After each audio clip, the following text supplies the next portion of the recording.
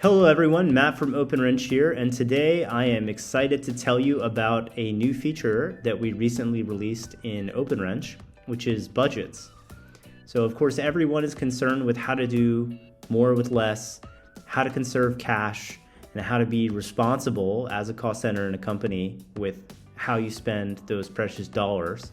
And so we wanted to build into OpenWrench the ability for folks in real time to track their spend and their progress against what they were planning to spend for that period. So we've introduced budgets. Budgets are very flexible in OpenWrench. Let's go ahead and jump into creating one. Let's click Create Budget here. So you can create, in this case, we'll make this a monthly capital expenditure budget. And we can make any kind of budget here. It can be an annual budget, a quarterly budget, a monthly budget. It can be a one-off budget that's not recurring at all, or it can be something where we want to continue that budget every period for the ongoing future. So for now, let's say we'll start this budget today on the 15th of May, and we're gonna make it recurring. And we're gonna do this every, well, we said monthly, so let's do it every month. But we can also do it every quarter, every year, if that's our preference. We won't set an end date because we want this to just keep going in the future. And with budgets, by default, we're gonna track all of the approved invoices that have come in for actual spend that your AP team is going to be paying. But we also can track accruals for things that like approved quotes or approved work orders where they are likely going to become an invoice that needs to be paid, but they aren't quite yet. And so this allows you to sort of get ahead of those expenditures. So here you can select what items you want to add as a part of those accruals. So I want to have approved quotes be counted, and I want to have pending invoices that haven't been approved yet also counted as an accrual, but I'm not going to count everything else. And now I can also set filters. So these budgets can be narrowed down to be for only a specific category of work, like only for HVAC filter changes, or only for kitchen hood cleanings, or only for pest control. In this case, I only want to have capital expenditures be included. I don't want to include repair and maintenance. And I'm going to leave it general, so I'm not going to put any specific problem type or planned versus reactive filter on things. Then I can determine what my budget amount is going to be. So here I can make this just one lump sum number for the entire company. Like, let's say I want to make it $40,000 a month every single month. Or I can set it to be based on, each location has a specific dollar amount allocated to it. And that can be where each location has a different dollar amount. So here I can pick 3 of the locations, and then I can go edit budgets, and I can set the dollar amounts differently for each of those locations. Or I can decide to share that dollar amount across all the locations, and then I could still put my $40,000 in. But instead of it being $40,000 for the whole company, it's going to be $40,000 divided by 3, which is, I think, 13 something for each of the locations instead. And so then the budgets will be tracked separately for each location as opposed to in one big pool. So we've really tried to make this extremely flexible to try and capture as many of the different ways that folks handle budgets as possible without making it such a bear that no one will use it.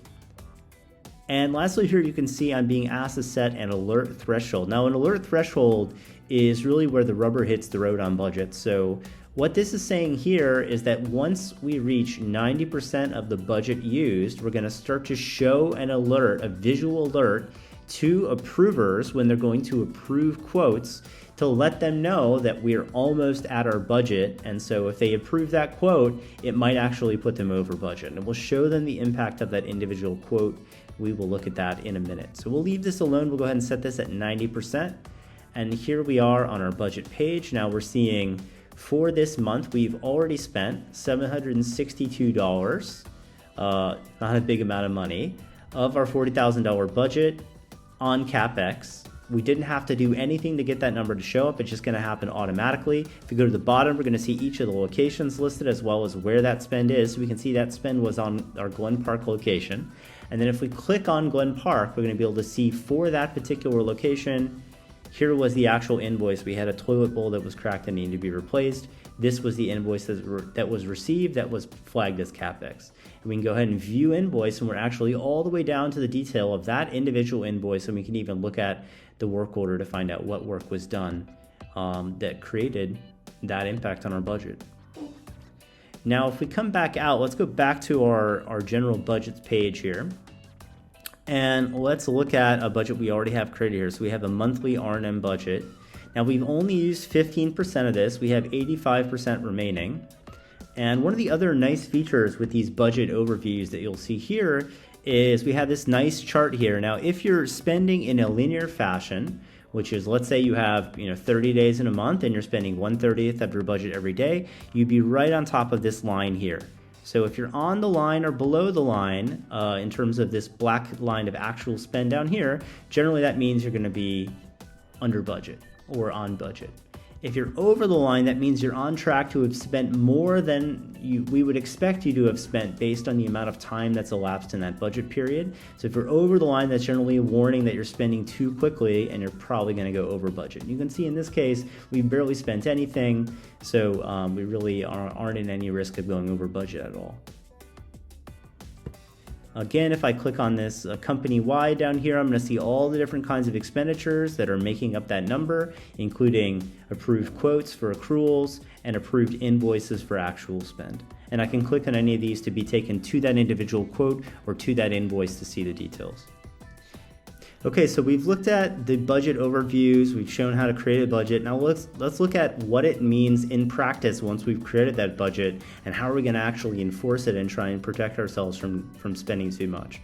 So if we look at this first work order here, we've got an HVAC is not turning on. It was reported relatively recently. We've got a low NCE amount of only $500, and it has already been sent out to our little demo OW Restaurant Services service provider to be worked on. So it looks like we have it confirmed by the service provider and we've received a quote. Now if we come over to this quote, it looks like they're asking us to do a crane rental and actually replace the HVAC unit, and they're quoting us $21,000 to do that, so not cheap. So here, that is actually putting us above our threshold, and now we're going to see this visual indicator of what our budget is. So how much money we've spent to date in that period is only 15%, and this expenditure alone, this quote, if we approve it, will actually be 42% of our entire budget company-wide for the month. So it's really going to take a chunk out of our budget, and you can see we'll have 43% remaining. Now, normally in a case like this, we're not going to necessarily show this alert when you still have so much money left in your budget, but that is something you can configure, and you can set that threshold where you want. Our goal here, though, is to let approvers know at the moment that they are going to approve that quote what the incremental impact of that decision is going to be on their overall budget performance for that period. So they can hopefully defer some work that isn't strictly necessary, or try and get multiple quotes if they think the quote might be high for that particular repair, if it's going to put them close to or over budget. So here this actually looks okay, so I'm going to go ahead and approve this quote. And then, of course, our alert will go away. So that's budgeting on OpenWrench. I've showed you how you create a budget. I've showed you how we look at budget overviews, and we can drill down to understand where the money is actually being spent. And finally, we looked at how we actually put this into motion for approvers to show them what the incremental impact of those approving decisions are on the budget performance for that period. So looking forward to helping everyone stay on budget with this new feature of budgets in OpenWrench.